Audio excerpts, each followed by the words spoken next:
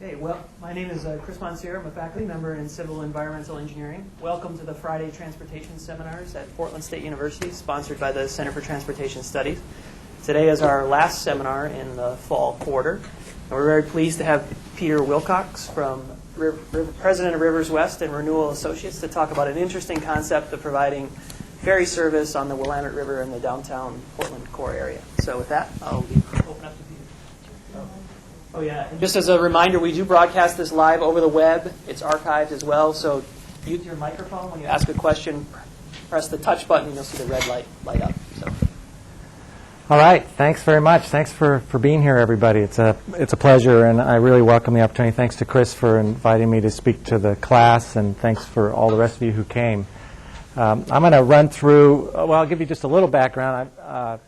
I'm an architect and an economist by training. I'm a captain soon by training as well. I finished my exams as well as one of my colleagues here in that, and so that's kind of useful to this particular project.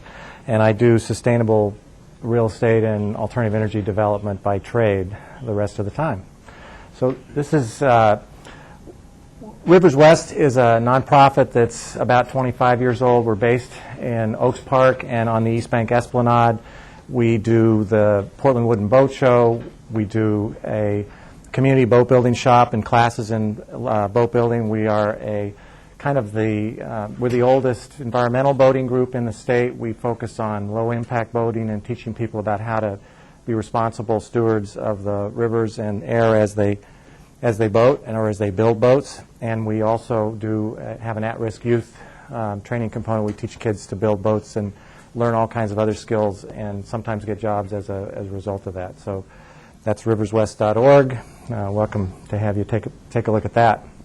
So I want to talk about our river and about trying to apply some of the kinds of planning sophistication perhaps that we apply to our streets and roads here in Portland, where we're U.S. leaders in that field, and but perhaps not U.S. leaders in the field of river transportation and water-based transportation planning.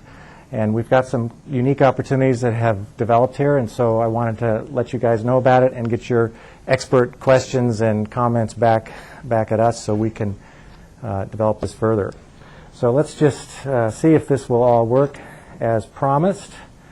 And I'll take you through a little bit about the proposal that we're working on, which is to take Portland from a bridge city to a river city.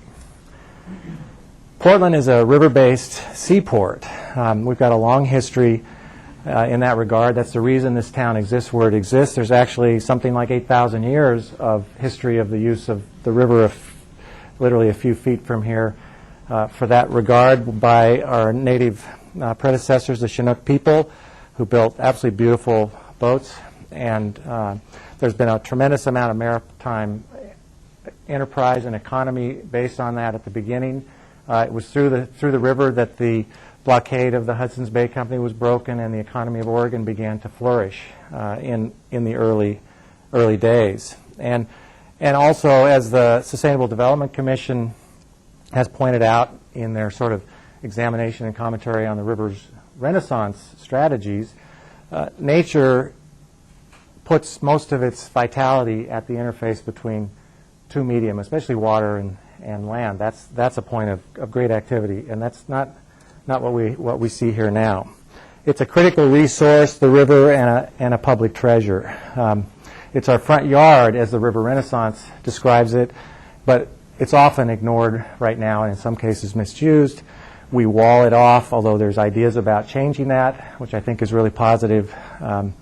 Some people think of it as the lifeblood and the soul of the region. And I think one thing that's absolutely true but not well experienced is that the city's a different place from the river. And in fact, that's how the city came to be where it is. And as soon as you begin to experience it that way, I think people clearly see it as a different place. It's legally, it's a navigable waterway that goes all the way back to the days of the Magna Carta. That's a real fundamental right that we have. The commercial boats are very compatible with any kind of both recreational use or any kind of water transit use. They don't create wakes that are of any problem. Recreational boats and wakes are difficult sometimes for certainly recreational boating, but not for a ferry system or anything like that. And I think that it's clear that river-oriented activities are just starting to really develop. If you compare us to other cities in the region, Vancouver, Victoria, Seattle, Olympia, Tacoma, and up and down the coast, we don't have nearly the kinds of activities, and especially maritime-oriented things going on our waterfront that these other places do. So that presents an opportunity.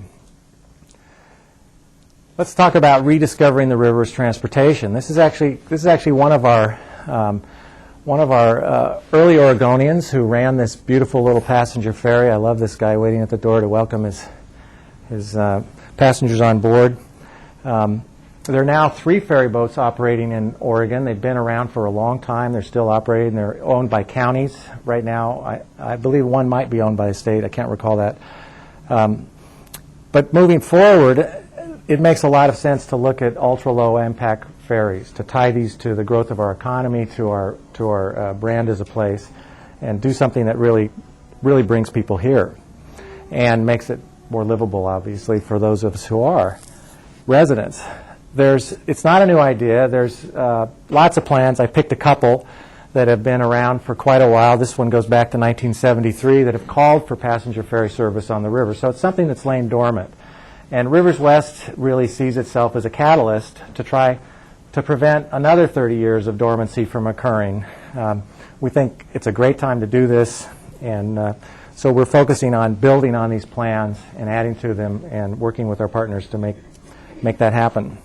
It's not rare. It's actually every place where you've got waterways, most places you'll find water transportation. We're actually rare in that we don't have it. And this is a very short list. I could have used up pages of examples of places that have passenger transportation. And I sort of think of the concept that everywhere people want to go is where there's water. And when they get there, of course, they want to get close to it. They want to get onto it if they possibly can. They want to understand the place they're at from the water because those two things are so integral. Our proposal for the Willamette ferry system looks at doing something that has a very low startup cost, that has minimum docking requirements so we don't have to do things that raise conflicts with the other important values of the river, the wildlife. We don't want to create something that has public subsidy needs, obviously. Money is in short supply. There are a lot of important things we need to do. We're thinking in terms of a system that would take advantage of Oregon biofuels, which is a burgeoning industry we have here. It's probably true that Oregon has more alternative fuel resources than any other state in the country on a per capita basis. And it seems a pity not to take advantage of that. And it's very easy to do. It's off-the-shelf, state-of-the-shelf things. Yes? Where do you get your right-of-way? What the right-of-way is granted by who and what does it mean? Well, what I mean by that, the question is, where do we get the right-of-way? And the right-of-way is the river. The river is a public navigable waterway. We all have the right to use that. As compared to a light rail system or a rail system or whatever, you don't have to buy any land in order to have right-of-way. Right-of-way exists. It's already there. It doesn't require maintenance. The water flows. When you look at the costs of transit systems, right-of-way is by far by many times over the highest expense to start a transit system. Here we already own that right-of-way. It exists. My question is like access to the right-of-way. Access to the right-of-way, the docks. We'll get to that in a bit here, but there are a lot of existing docks, and there's some obvious places to add some access points, and that's part of the startup cost. And it's probably the biggest part of the startup cost, but it's not very big compared to other transit type systems. The boats that we're looking at here, I'll talk a little bit more about that in a minute, but obviously we need them to be fully accessible, and because this is Portland and because this is the 21st century, they need to be easy to use with bicycles and to integrate that system. This is not just a car to boat system by any stretch. It's a pedestrian to boat system. It's a bike to boat system, and it has to be thought of that way. So where would this go? What would we be able to connect together? We've got a diagram of the river in the center of the city that shows the the two types of routing that we see making sense. There's a commute time routing, and there's a rest of the time routing. So the commute time is during those rush hour times, morning and afternoon, and that's the shorter purple route that you see that's kind of a zigzag in the core of the city. And then there's the rest of the time. There's the middle of the day, the evenings, and the weekends. And we're talking about a year-round system. We think that's practical with the waterways we have here. We'd want to enclose the boats flexibly in the wintertime, obviously for rain and wind and cold, but it's a year-round system. But so the idea is that there's some commute value. We don't think this has a heavy commute value. It would probably reduce some amount of car traffic, but not a huge amount in this first iteration. It would make some contributions to that, but it would definitely make life more pleasant and nice for people walking from the east side to get over to downtown or vice versa, or to attend a meeting in an alternative way. Say to go to the convention center in the daytime for a meeting, or to go to South Waterfront from downtown. It would also be a place in itself to meet and do things together in a unique way. If you've lived in a city like San Francisco that has ferries, people don't just use the ferries as transportation. They very much use those as an extension of the public realm, as a living room, if you will, at times, a very special kind of cafe or whatever to meet in. So the existing docks that we already have in place are at the convention center, which is the lower end of the East Bank. Saturday Public Market, that's Ankeny Pier. That's right at the so-called clearing. That's the oldest place in Portland, the place that has been settled the longest, where the city got its start by Old Town. Saturday Market, Public Market. OMSI has a dock. River Place has a dock. The Fireboat dock that PDC now owns and is planning for a future restaurant, that's an existing dock. That's where we host the annual Wooden Boat Show. South Waterfront, there are plans for a couple of docks. Pearl District, the Oregon Maritime Museum is exploring the old Centennial Mill, which would be where the steamer Portland would be anchored or docked along with other vessels. That's an obvious place connecting to the Pearl District, close to the train station, to have a connection to the river. Lower Albina, there needs to be something on the east side. I mean, Lower Albina has a huge and very significant history, maritime history, that's completely ignored and separated from the culture of northeast Portland now through all the shipbuilding, the people that came here to build ships in the Second World War, the Liberty ships. And so I think it's fundamental that we reconnect to that part of the river. And in fact, one of the things I didn't really put in here is a concept that we've been thinking of at Rivers West, of sort of looking at these docking facilities as an opportunity to make each one a bit unique, perhaps with artifacts in some cases, certainly with signage and interpretive information, hopefully with more than just that, so that as you use the river ferry, the river transit, you actually learn the history of Portland connected to the places where that history took place where so much of our history has taken place along the river. So each one would be unique. So when you got to Lower Albina, you'd hear the story of the shipbuilding. And at Swan Island, you could get more of that information. When you get to the clearing at Saturday Market at the Ankeny Pier, you learn about the earliest settlement of Portland. You learn about the 8,000 years of history on that spot. You learn about why it was that Pettygrove and others came to that place and said, let's put a city here instead of somewhere else. You've got, so that would be an interesting add-on potentially to this system. Swan Island, there are no existing docks. We'd have to add one there. Oaks Park has long had a desire and plans to put a public dock so that people could access the amusement park. What a great way to get there. And then Ross Island is a very interesting bit of our future history. How are the public going to access Ross Island? Is that just for people who own boats, or is that for the public? And what a great way to take people and pick them up from Ross Island and put them onto a limited trail system. And that needs to be worked out, obviously, because of lots of other concerns, and it's just a developing plan at Ross Island. It's a pedestrian and bike-friendly way to commute. It strengthens the east side-west side bond. If you've got a buck, you got a boat. You don't have to own one. Enhancing river activities and accessibility for east side businesses. There's definitely some obvious pluses. What about longer commutes?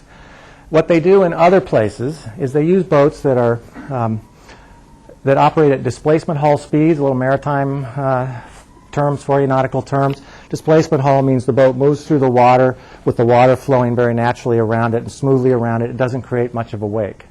And the boat moves up to a maximum speed that's based on its length. The longer the boat, the faster it can go with the same amount of power, basically. We're looking at boats for this ferry, our first boats, at about 7 to 8 knots, which is about 8 to 9.5 miles an hour. These are not fast boats, but on the other hand, we know that you can get from the convention center to River Place in about 4 or 5 minutes at that speed. That's fast enough. That's fast enough. It's not fast enough to go. You didn't see on that list Oregon City or Lake Oswego, but what they do in other places, they use boats that drop down and go slowly, and then they have hydrofoils on them, so that when you get outside of the urban core or outside into an area where there isn't the congestion of other boaters or other uses or other kinds of problems, the boat has enough power to lift up onto these wings and then goes along on these wings, which are, because they're just flat surfaces on the water, they don't create much of a wake either. So there are ways to really keep wakes to a minimum and yet achieve reasonable enough speeds that you could go to Lake Oswego, Oregon City, Milwaukee, St. John's, Linton, maybe even Scappoose. It's certainly possible. We see that as like a European train system. We've got the locals. We're talking about building a trolley here. And then somebody else could build the interurban. We're not talking about building the interurban at all. But that could be something that might make sense as a profitable enterprise, whereas this one probably doesn't as a profitable enterprise. Let's see. Obviously, conflicts are an issue, and you have to work on those conflicts. I'm not worried about wakes, even with the interurbans done right. There wouldn't be a wake problem. But the issue of making sure the river is safe for all the people that want to use it is a real issue, and that's a discussion that needs to occur. The Willamette ferry system is an urban trolley on the water, and we're not going to work on the longer approach. It's not just a ferry ride. It's a unique place to meet. POVA loves this. Portland Oregon Visitors Association, they are sure that this will bring more conventions to Portland. I think it's incredibly important that there would be much more ownership of the river, stewardship. What you don't know, what you can't see, you aren't concerned about. If many of us are using something like this on a fairly frequent basis, we're going to notice when there's something weird in the water. We're going to notice when people are disregarding rules of safety on the water. We're going to notice when docks are getting swamped or whatever. We'll see those problems. We'll address it, together. We want to have coffee, hot chocolate, snacks, cool drinks. I mean, self-service. We're not going to have a barista on the boat, but definitely a place on the engine box to get, to enjoy this and use it for more than just a ride, just a commute. This boat is interesting. This is a boat I used to own, and in 1993, I had my first ferry service captain job, running a bicycle ferry for the city of Portland, funded by the city of Portland, to carry bicyclists back and forth across the river on a bicycle commute day. It was a one-day job, and it's the best job I ever had, bar none. I'm still trying to get that job back. And so this was a boat built actually to be a ferry up on Shaw Island to carry people back and forth from Shaw to Orcas, and little 22 horsepower diesel engine, carried 4 bicycles and 4 bicyclists. Very, very simple, easy system, didn't require any infrastructure, and it kind of emblemizes how relatively simple this is in comparison to other modes of transit. So will people use these? Well, we wanted to know. So we for 3 summers, and I don't know if anybody here ever ride the Hall Templeton. I know some of you drove it, but there's one. So the Hall Templeton is a boat we built at Rivers West, a little 24-foot boat with a 5 or 6 horsepower Honda on it, and it carried 8 passengers and a crew of 2. We needed a crew of 2 because at that size we needed a second person to help load people and unload people. Ironically, the bigger vessels, these 39-foot vessels you'll get more acquainted with in a minute here, can probably do it with a crew of 1 for a couple of reasons. But so did people like it? Well, in 4 weekends, we had 650 riders. We left a lot of people on the docks who couldn't get in. There wasn't room. And they really wanted to get in, and they were very frustrated there wasn't a bigger boat. And we surveyed them and found that half of them were Portland area residents and half of them were visitors to town that just loved this. You know, I mean, I think it's pretty universal. Everybody loved it. And we lifted people on in wheelchairs, and we had kids of all ages and sizes, and it was a pretty fun experience. And we did it 3 years in a row. River Renaissance helped us a couple of those years with some operating costs. And we're not going to do it. We didn't do it last summer because basically we all wore out our backup at home because we spent so much time out there on the river carrying people around. And so we need to do this with paid people. And the Coast Guard said, look, if you guys are going to continue this, let's have some licensed skippers on these boats, okay? So we're saying, yeah, that makes sense. We're going to do that. Who are our partners? There are a lot of them. We hope TriMet would be a partner. Wouldn't it be great to have a transfer to TriMet from a boat? Audubon, the naturalist groups, everybody loves this. This is the cleanest, greenest ferry system in the world we're trying to build here. This is wake-free, virtually, low speed. We're trying to put together something that does everything right because it's the right thing to do. And River Renaissance has been a significant supporter. We've gotten significant funding from the Oregon Convention Center, from South Waterfront, Homer Williams et al. The Riverkeeper likes this. We've talked to Travis lots about it.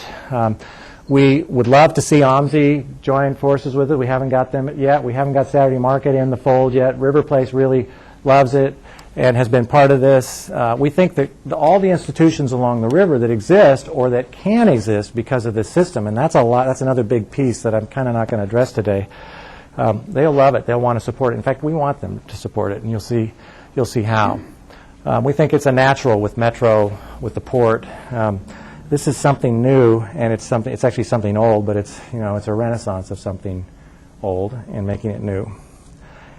How green can the ferries be? This is a all solar, 100% solar powered ferry in Germany. Germany is not a very sunny place. It's less sunny than here, and they have about double the investment in solar that we have in this country per capita. So it's just because we haven't seen the need or the urgency yet to do it, I guess, but you certainly could. And what we're looking at with these boats is this BioDiesel Hybrid, all, as I said, state-of-the-shelf, easy to do, well-known, well-understood, plenty of examples, extremely clean. Biodiesel, Mason, who when he taught me to be a captain and passed my captain's exams, pointed out that biodiesel is, under MARPOL rules, under marine pollution rules, is not even considered a pollutant. It doesn't actually pollute the river unless you dumped enough of it that you could suffocate a fish. It's basically food. It dissipates, disperses, and biodegrades extremely rapidly. And we wouldn't be spilling it anyway. But, and then solar panels could provide, there's actually a study that the National Park Service in Crater Lake did with the University of Washington Engineering School a few years ago to look at the boats that we're talking about. And I should have put these boats earlier, I can tell that already, because I'm talking a lot about them, but I haven't acquainted you with them yet. It's coming, it's coming. They did a study to how they could make these boats much cleaner and greener, because the boats we're talking about to start the system come out of Crater Lake. And Crater Lake's one of the cleanest lakes in North America. It used to be often described as the cleanest lake in North America. That's no longer the case, and these boats have a lot to do with that. And so they were looking at, we got to stop this. They did some studies, and they concluded that biodiesel propulsion was clearly the most readily implemented, well-known way to go. And now we have Oregon biofuels available, made from recycled oil. It's being made right now. So that and for any marine propulsion, you really want diesel whenever you can if it's going to be combustion. And the Coast Guard has actually told us if we want to put these boats back in service, we must use diesel. So anyway, that's a given, and biodiesel is the way to do that. We've got grants that have already been proffered to us for solar panels for the roofs. We could get to about 15% of the propulsion power in the summer times. It's not a huge amount, but it would be great, and we need canopies on the roofs anyway for rain and for sun. I've already talked about wakes. We're talking about reusing boats. It's having a real, Portland boaters are not very sophisticated in terms of green boating skills. We are behind the times compared to Seattle, Tacoma, a bunch of ports in Maryland. We need to educate the public about this. This would be a great way for people to become acquainted with how easy and reliable it is to shift to alternative fuels and therefore have a much lower impact on the river. It would bring people here. It would help enhance our brand, so our brand as a sustainable place doesn't just rely on 20-year-old bottle and beach bills and green building. It would put another feather in our bonnet about why we're a green place and help change that. We have to be responsible. And then what really excites me the most is a paradigm shift, which says, how can we build some boats? And this is where I got really excited about this. How can we build some boats for the next generation that don't just pollute less, but actually clean the river as they go? That's what we want, clearly. And it's very actually easy to do. And it involves hydrogen and hydrogen combustion, or possibly fuel cells. Probably not. Probably hydrogen combustion. The trick is right now getting hydrogen that's produced in a green and sustainable manner is not so easy, but there are definitely some ways moving forward to achieve that. If we can achieve production of hydrogen with, say, off-peak hydro, we can provide right now off-the-shelf hydrogen combustion-powered boats that will leave cleaner water in their wake than they enter at their bow. Wouldn't that be great, to have boats that clean up the river as they go through it? So these boats, what are these boats? I haven't told you yet. We acquired 3 boats that used to be in Crater Lake. And these are all mahogany, 39-foot launches. They were designed by a very famous marine architect, Billy Atkins, who's no longer around, but a very well-known, fantastic architect. Absolutely the best construction period for wooden boats. They've been extremely well maintained to National Park federal standards for their 32 years of life, approximately. They were built by a Portland boat builder. A couple of them were built right here in Portland, and a couple of them were built actually on Wizard Island by hauling the lumber down, and the Portland boat builder went down to Wizard Island and built the boat down there. So these have a great tie to Portland. These are among the most historic boats, vessels in existence in the Portland, in Oregon, and so they have a really, and there's a huge investment in these boats. I mean, I can't tell you how many people have come forward and said, I've ridden on those boats. I've ridden on those boats numerous times. I love those boats. People just are crazy about these boats. So we know that it would certainly not hurt this system to start with a known quantity. These boats were Coast Guard certified. They need to be recertified. That's a process. We've had a naval architect working with us. We've sent much correspondence and dialogue with the Coast Guard, and they've come back and they said, okay, you can use these boats, and here's exactly what you need to do. Line by line, here's what you need to do. And it's very reasonable and it's very doable. So the idea is to take these, put some canopies and pilot houses on them, as you see back there. And by having a pilot house in the back, you can have a single crew, because the rules say the skipper needs to be able to look out over the passengers and see them. It's easier to dock with a rear line. That makes a great deal of sense. Put the passengers where they get the best view. Put side curtains on in the winter when it's cold and rainy. So it's warm. There's seating in there for 49 people. It's a lot of transportation. I mean, if you were a business on the river, how would you like 49 people delivered to your front door every 20 minutes?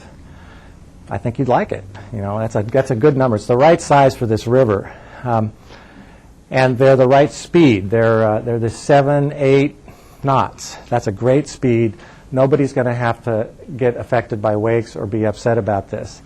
And in other places like Fort Lauderdale, they've got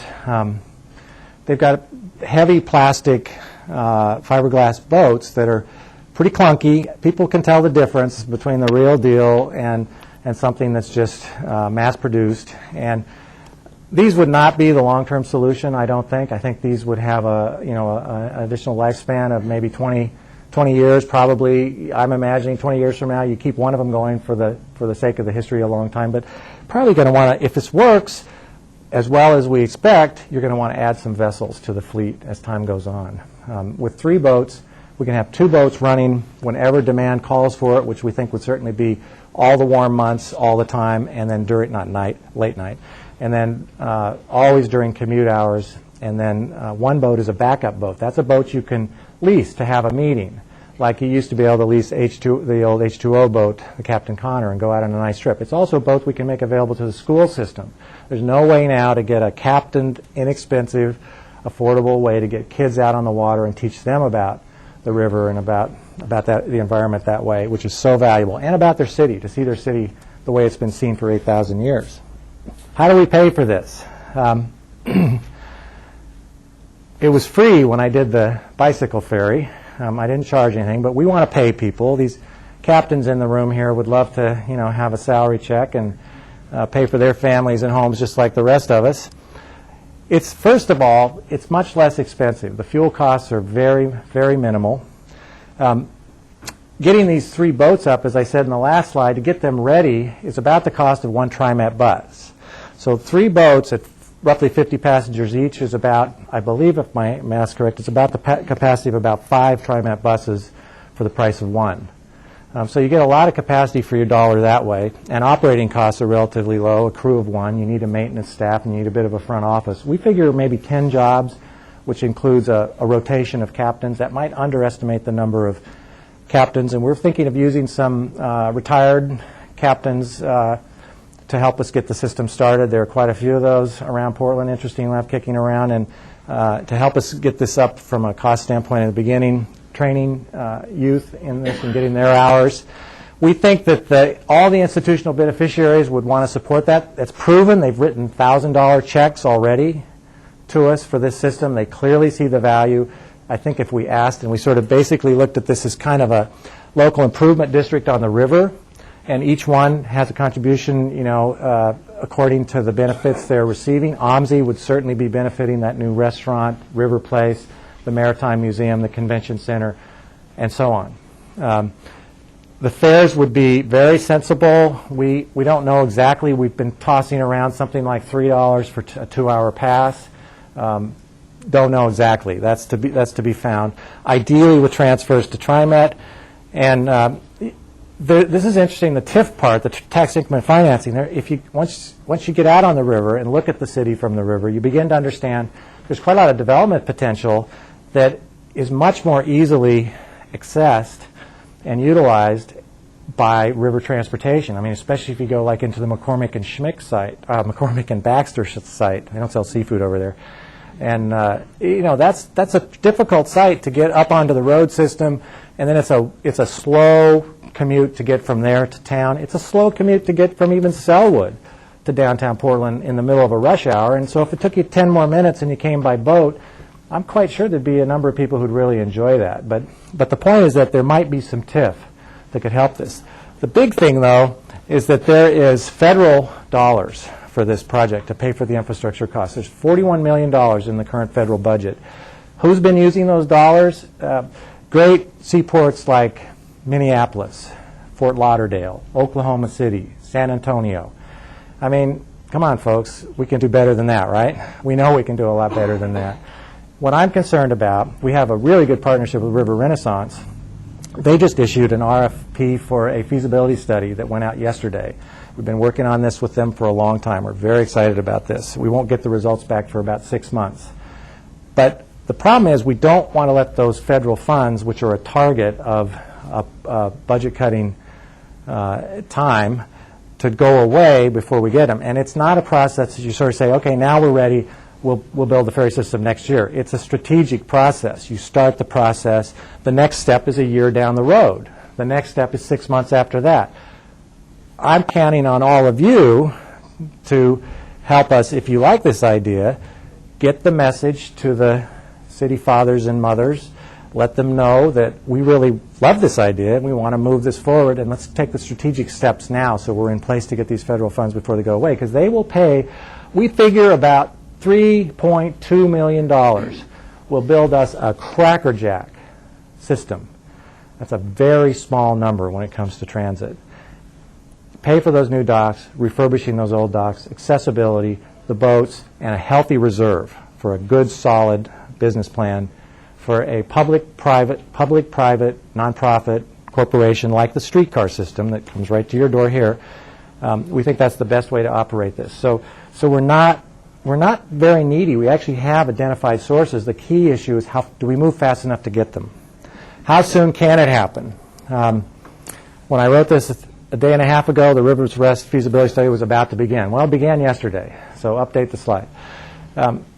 this is one of the boats being delivered to where we keep them. You can all go see them. They're on the East Bank Esplanade underneath I-5. That's a symbolic move we made on purpose, of course. Right at Salmon Street. And they're in a yard, a fenced yard. We've already started renovations on one of them, as you'll see. A lot of volunteers have poured hours into this. We need a Oregon State Marine Board rule change, which prevents this type of use right now. If there's even $1 of Oregon State Marine Board funding in a dock, that's a real critical issue. We need some new docks, maybe 4 or 5 new docks. Maybe if there was an impetus to do this and there was support for it and we had a little bit of one-time money, perhaps we could get one boat in the water next summer and begin to run one of these boats on a limited basis. We wouldn't have all the docks, but there are already about 6 or 7 landings that we could use, because we did that for 3 years already. And there's more. There'll be more by the time next summer comes around with other things that have been happening. So I hope that you'll feel moved to let people know you like this. So who will operate and manage it? Public-private nonprofit. Rivers West does not want to stay. We're not in the business of operating a transit system. We don't intend to or plan to. We plan to pass this on, and the sooner the better. So we really need help in getting up a 501c3 transit-type corporation, public-private, that will take over the vessels and the management of the system and develop the system. That's something that really needs to happen. And we can always use volunteers. We've got a lot of them, and we really need more.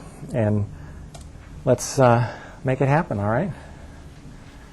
So I'm ready for your questions and your comments and your suggestions. And I want to remind everyone to use the microphones in front of you when you ask a question. Great. Thanks.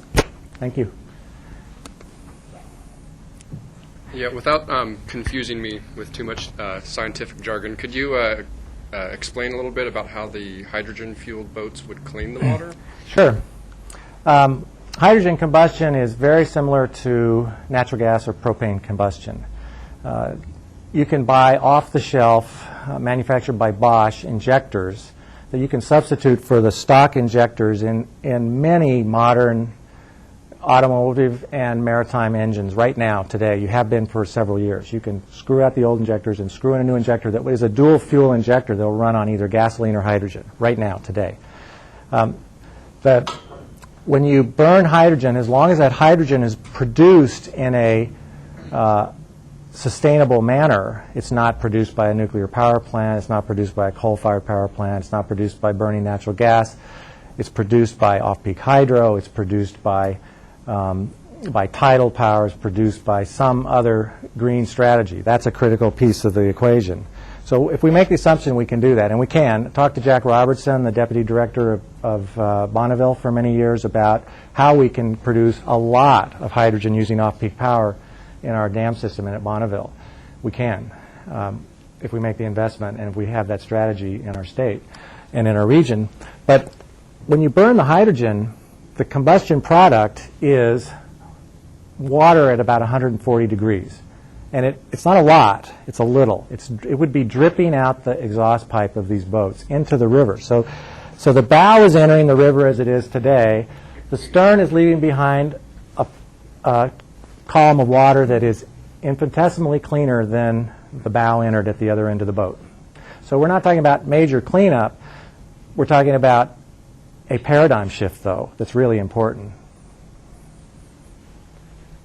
So the question I have, Portland Rowing Club, the fishing fleet, some of these boats going up and down the river is very narrow, really is really narrow. You address, I mean, you just gave another question that fishermen would have. You're going to raise the temperature of the water. We're talking about drops of water. So we're talking about a drop of water coming out of the back of the boat every few feet as the boat goes through. So the volume of those boats running continuously 365 days a year would not make a measurable difference in the water temperature. Address the fact that we've got those 40 people that grow to 100 boats fishing all the time during the salmon season. You want to you have address to, that? once the, you go to other places. I mean, other places, and I gave you that long list of other places that have systems. Most of those places are way ahead of us in terms of utilizing that resource in a number of different ways. I mean, like I said, we're very, very smart about the way we look at our streets and roads and sidewalks, but we haven't applied the same thinking to our river, and it has to be applied in a way that's extraordinarily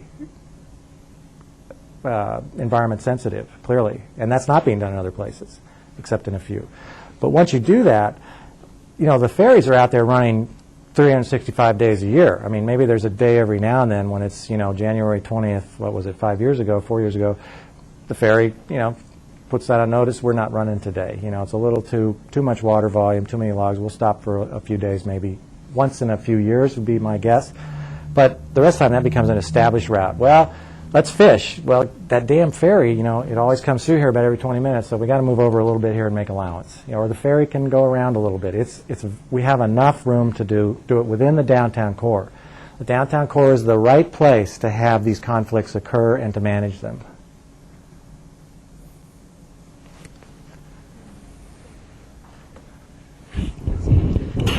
So you mentioned several times that other cities have progressed far beyond where we should be by now. Given Portlanders' general propensity towards the outdoors, why would you say we haven't accessed the river yet to this extent? Well, we did for a long time. I mean, forget about the early history, pre Euro-American settlement and all that, but we certainly utilized the river extensively during the first 100 years of Portland's history or so. And, when they started to tear out all that waterfront development and replace, I guess the big change was when they first put in the freeway, right? And we took a giant stride when we took the freeway out and we put a park there. But it's only half the way back to actually building a waterfront. A waterfront is something different. There's a great book out right now. I'm not done reading it yet, but it's about the New York waterfront. It's called Waterfront, and I hardly recommend it to you. But, if you look at both from a natural systems model, like I talked about earlier, and you look at it from a urban commerce and livability model, a waterfront is very different than what we have. And if we had one, we'd have a better city. We'd have a much more delightful place to live, and we'd have a more energy efficient and green city, and we'd have a more appropriately and fully developed city in places, and we wouldn't just rely on, we'd have a whole nother mode to add to our list of multi-modes. There's just all kinds of things that would happen along those lines. And why we haven't done it? It's interesting. We're not nearly as maritime-oriented as other cities. Now, I think if you go back to World War II, we were still very maritime in our thinking. We were building, we were one of the greatest shipbuilding ports in the West Coast, clearly. We're still one of the largest ports in America. And we still have a huge, we are actually a major port here. We just don't see it in the core, and most Portlanders, because there's nothing there to connect them to the water, there's no opportunity to get on other than maybe they borrow or rent a kayak or a canoe occasionally. And they're pretty afraid when they go out there because the wakes and the speeds are pretty frightening. It keeps us away. I think this will help us actually build this into our thinking about where we live.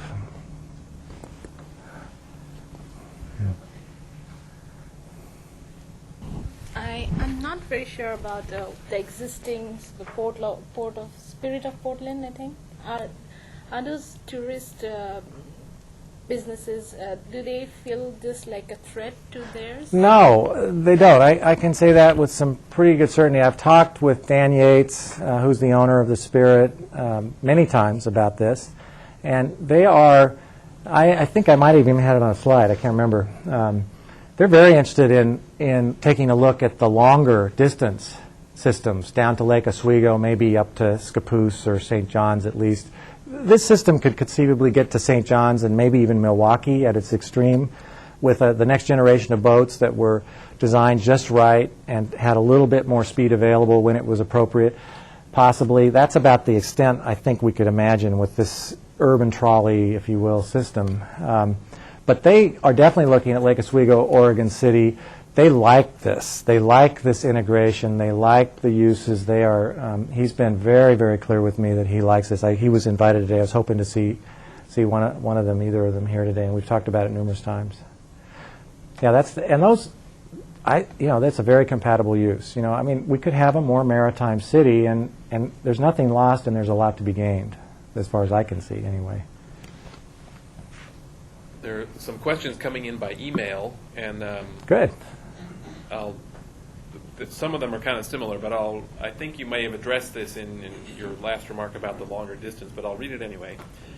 It says, until light rail is built and as part of your future plans, has there been any discussion or evaluation of using ferries to link the city centers of Portland to Vancouver, downtown pier at Red Lion Hotel, or a PDX airport route to Vancouver's downtown hotels, or a seasonal route between Sauvie Island and Vancouver's Frenchman's Bar Park?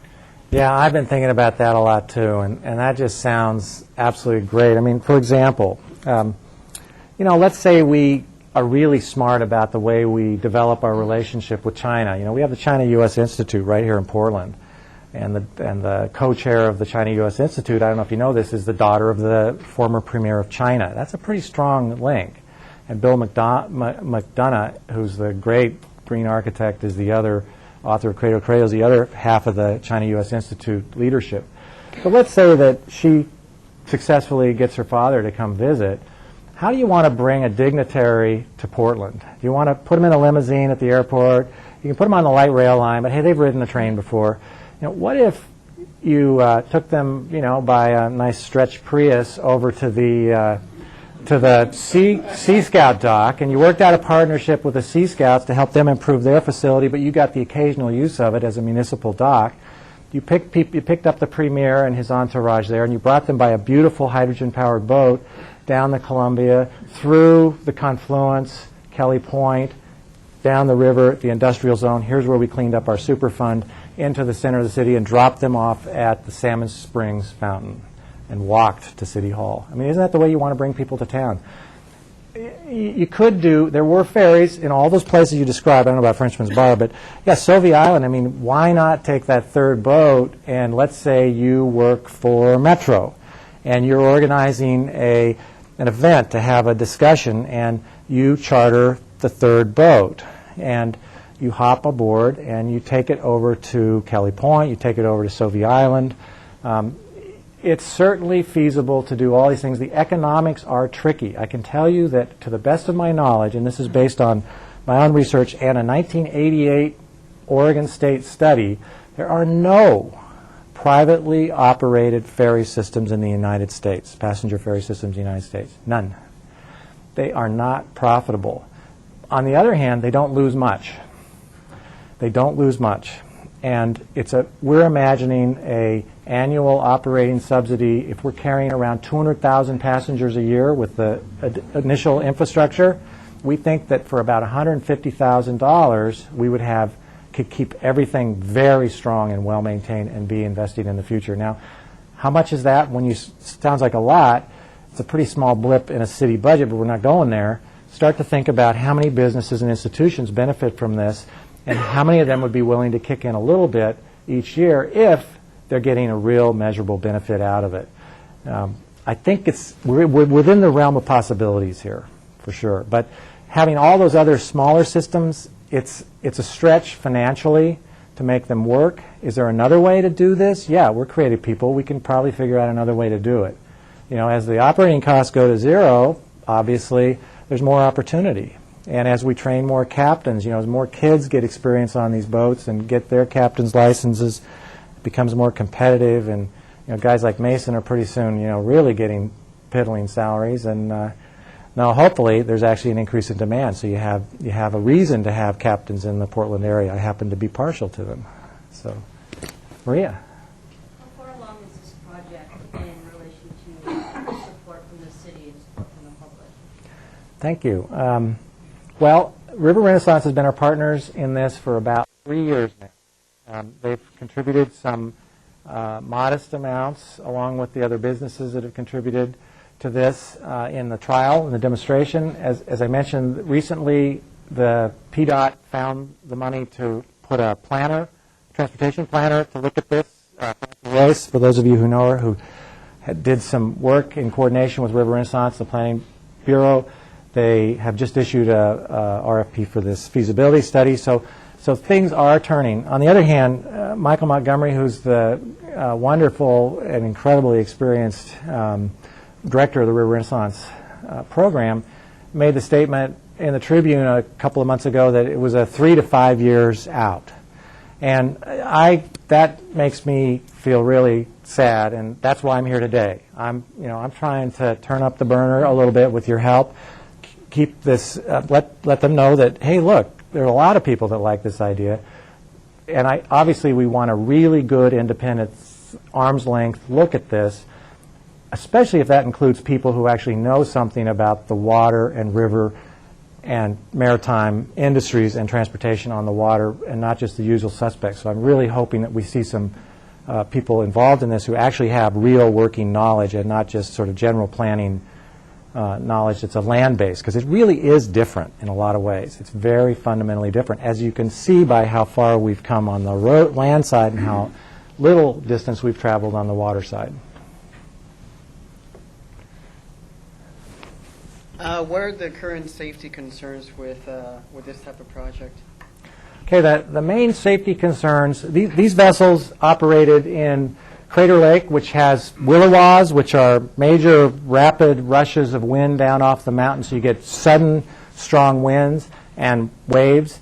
Crater Lake is a pretty substantial waterway in terms of the kinds of forces that can act on a boat. These boats are definitely up to the task. They were actually designed as seagoing, East Coast, coastal water cabin cruisers originally. They were built here in Portland without the tops, just as open launches. But they're designed to be seagoing boats. There's no issues about stability, and the Coast Guard makes sure of that. The principal issue, safety-wise, the second issue that is a safety issue is, of course, spilling into the river with something toxic. And we're clearly addressing that. And then the third one would be collisions between vessels. And the Coast Guard is absolutely adamant that we ensure that the boats are strengthened a little bit to add to the additional potential here in the Willamette River. They're not at all worried about the stability, because it's a much easier waterway that way. But we have to think about making certain that the boats operate safely and that others become aware. And you can see that people have accommodated the Spirit and the jet boats. I'd say there's a much greater hazard with a fast-moving vessel like the jet boats that are out there, much greater hazard than would be with a slower-moving, easier-to-see vessel. It's something that you have to make really good plans about, and you have to make sure the vessels are up to the task, and we're working with the Coast Guard on that. And I think that it's, in the long run, my own personal opinion, and one of Rivers West's opinion, actually, and the Riverkeeper's opinion, and there's quite a few others, Willamette Sailing Club and Portland Boathouse folks, and there's actually kind of a long list who feel that it would be absolutely terrific at some point in time to have a no-wake zone in the center of our city, which would, as in, I think, as best I can tell, every other port on the West Coast, every single other port in North America on the West Coast. So if we could achieve that at some point in the future, it would even make it even less likely that there would be any kind of problems. But from a safety standpoint, you're never more than about 100 yards from a bank in the Willamette River. And so Coast Guard has looked at this for decades in terms of safety and the likelihood that there could be a problem, and all the safety regulations address that, and these boats would meet all those criteria. You mentioned Coast Guard regulations and a rule change from the Marine Board, and maybe there are others. Could you talk a little bit about that sort of bureaucratic stuff, and is there anything that you consider to be a real problem there, or more than just moving paper? Well, I'm optimistic in nature, so let me say that up front. But on the other hand, I've gotten an awful lot of projects built through the years. And, the issue of the rule change with the State Marine Board, it's really mostly about a unified city council government asking for that. That's the major thing, and I don't think that's going to be a hurdle once this is identified and it's prioritized a bit more. I think that should occur early rather than later. So I don't think that's going to be a real critical issue, but I think it's something that needs to be further studied through the government sooner rather than later, because as a citizen and as a nonprofit, we can't do a lot of those steps ourselves. We can't apply for federal funding as a nonprofit. That has to happen through the city and Metro. And on the question of the Coast Guard, we feel really, really absolutely clear. It's all in writing, exactly what they require. It's going to require removing the seats that are in there now and then reinstalling them in order to put in some additional frames in the bottom of the boat. Because when the boat was built, our Portland boat builder didn't quite follow the drawings, and he left out half the frames. And so it's really not a very difficult thing to do. I'm going through the process right now on one of my own boats, and it's in my boat, it's amounted to a couple of weeks to do something more complicated than that. I think, this would be some employment for some local marine industries, and it would not be a difficult thing to do. Any other? You alluded to the ADA accessibility issues. What's your thinking on that, and what's the potential expense of accommodating? The strategy there is to board the boats at the level of the main decks. So I could probably figure out a way to go back here, maybe to a picture. Let's see if we can get a picture of one of these boats fully developed. Okay. So the strategy, we hired a naval architect, a really good one, to look at this with us and to look at the whole question of how we refurbish, how we meet the Coast Guard. He's been submitting all of our plans. That's part of what we've accomplished. And back to that question. So you would enter behind the pilot house on the level of the main deck, which is above the water, maybe about this high or so. And roll right in, and there's space for 2 wheelchairs in the pilot house with the captain secured to have really the best vantage point, the highest vantage point, the captain's vantage point to see the water and all the surroundings right there. There's also bike racks in that area for hanging a few bikes. On the level of, you can see the little skinny deck around the outside edge. It would actually be, there'd be a bigger deck at the back aft end of the boat where you'd roll right on.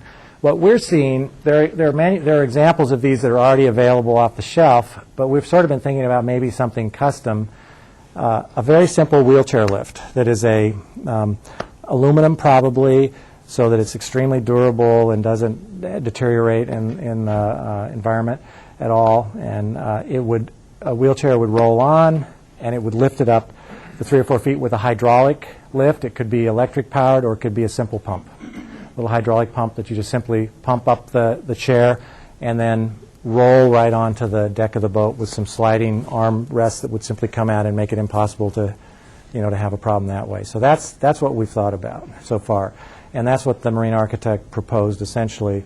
We've got the turning radiuses and everything like that. So putting one of those on, those are available off the shelf, but they're not, in my opinion, really as good as they ought to be, or as elegant as they ought to be, or probably even as inexpensive as they ought to be. But it would be a few $1,000s per dock to to accommodate that. And we're talking about a fully developed system of maybe a dozen or 15 docks. So you might be looking at let's say in round numbers, $100,000 for that part of it. The boats will already do the job. Walter. Peter, you asked for help. What kind of help do you want exactly? And can you give more guidance? Yeah, I can give you some great examples. One thing we'd really like is to find a lawyer or CPA who would work with us to get the 501c3 application prepared and submitted, so we establish the entity and get a appropriate board with the right expertise in place. So that's really what we see as our next goal, and this is a perfect time to be doing that while it's not a season to be working on the boats right now. We've already gone as far as we can with the design at this point. We've gone as far as we need to with the Coast Guard at this point. We're going to be waiting on this feasibility study to move downstream. What would be really great right now would be to get the organization put together so that we're really ready to take next steps. That's where I think we need the most help. And come summertime, there's definitely opportunities to help with sanding and painting. Our plan is to use a lot of community help on the things that are easy, non-structural, non-mechanical, non-Coast Guard regulated, because it's fun. It's really fun to work on these boats down by the water. We've had lots of people show up. They really like to. We're planning on a couple of fundraisers, or at least one this winter.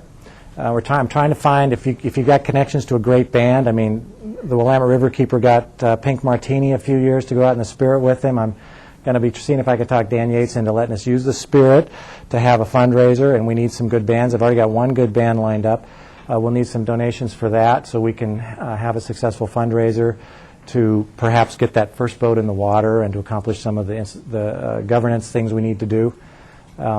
So come give us... What? But you were mentioning getting on people's radar. I mean, Thank you. Want you. people That's to an go. even better question. Thank you.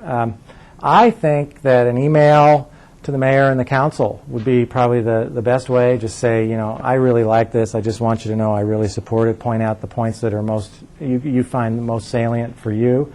That would be great. Any of you who are in Metro or in TriMet or agencies like that, I've tried really hard, or the port, I've tried really hard to have high-level conversations at Metro, at the port, at TriMet, and so far haven't gotten too far up the feeding chain yet, so food chain. So it'd be great to have help doing that. And I think Metro, we're starting to make some real inroads there and got some pretty strong support moving up at the topper levels. But for the city, they like this, but they've got a lot of other priorities. And I think that if we send them some messages that, look, is there any way we can sort of take next steps on at least the funding now, and maybe exploring some of the Marine Board issues, get those things out of the way early, because those are on the critical path of things. Those need to happen sooner rather than later. Let's just don't wait 6 months and sit on our hands until this feasibility study comes back. If Oklahoma City and all these other cities can have a water transportation system,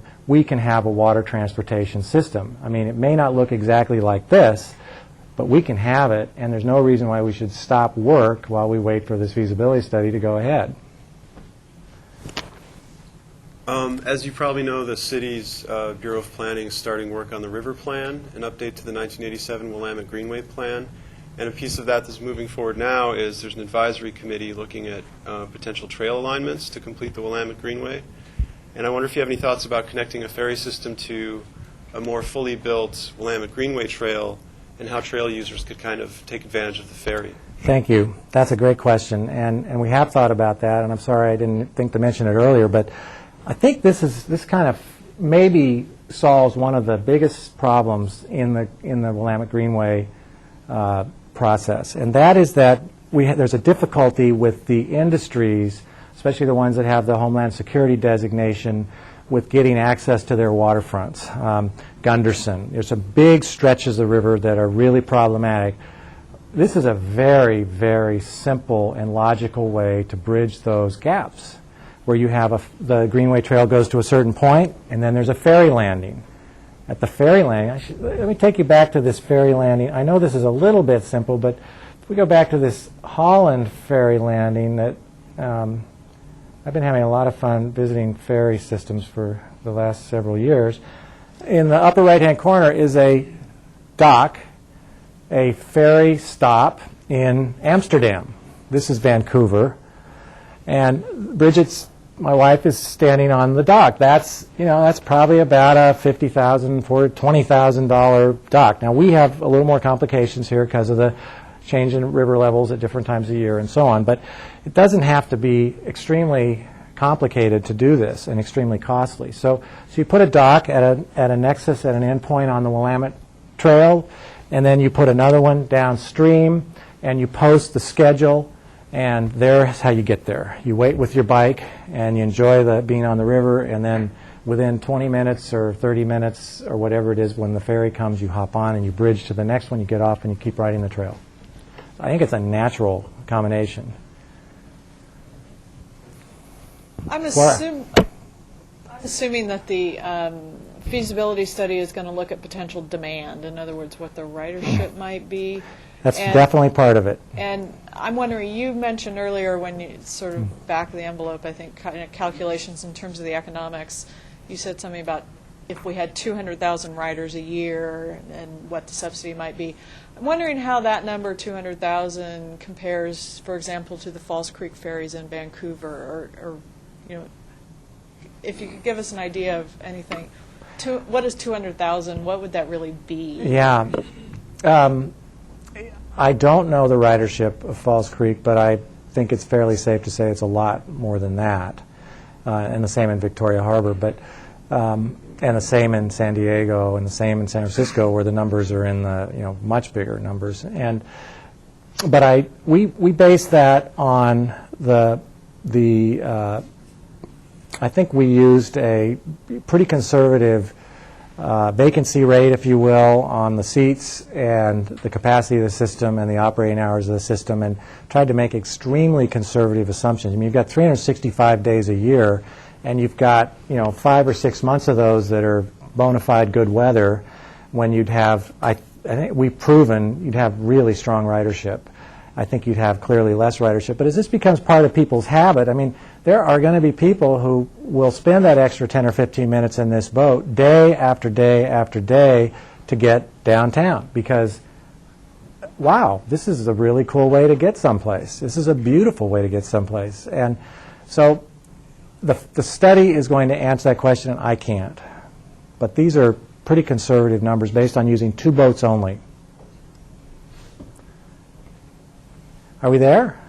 Great. Well, thank you so much, and appreciate your interest. Oh, yeah.